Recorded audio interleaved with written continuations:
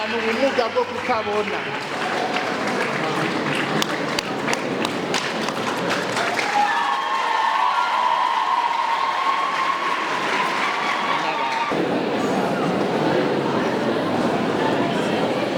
Kandi n'ikibazo ca leta yaragitoye.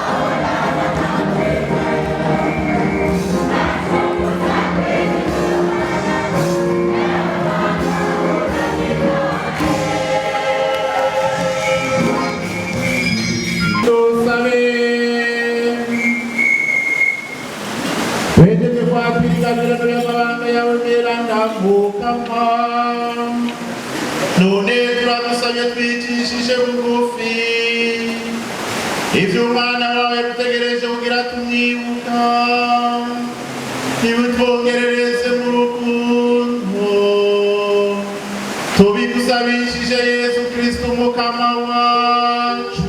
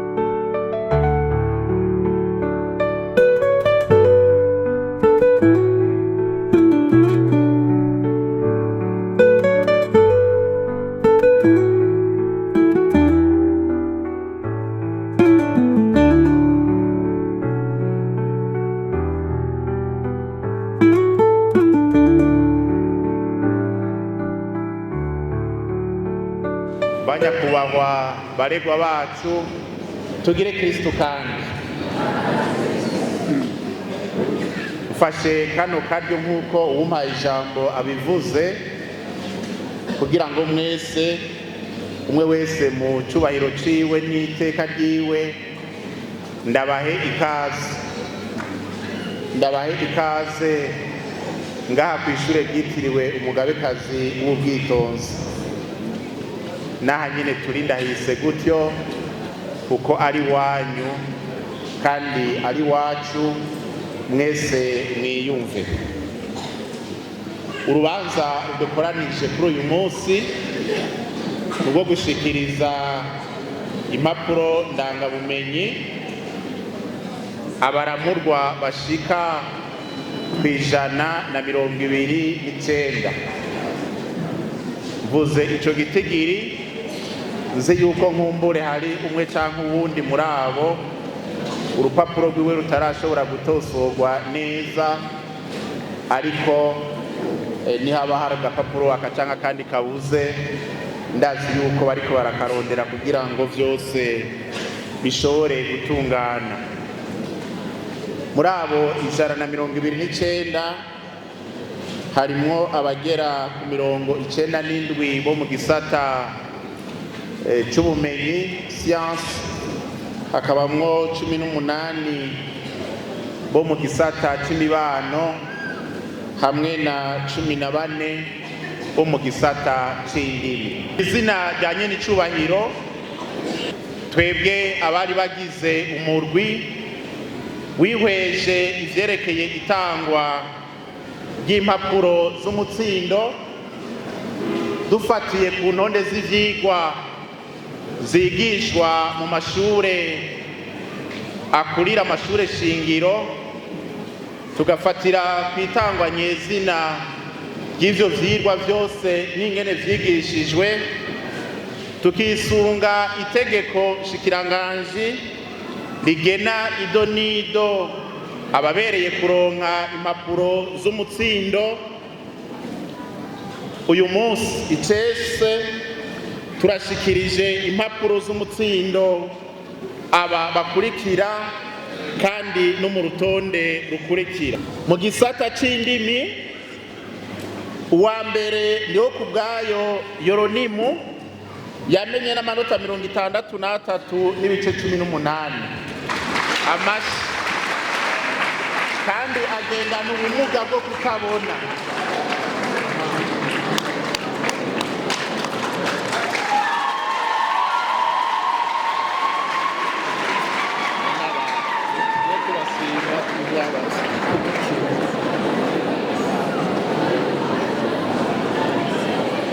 Kandi n'ikibazo ca leta yaragitoye.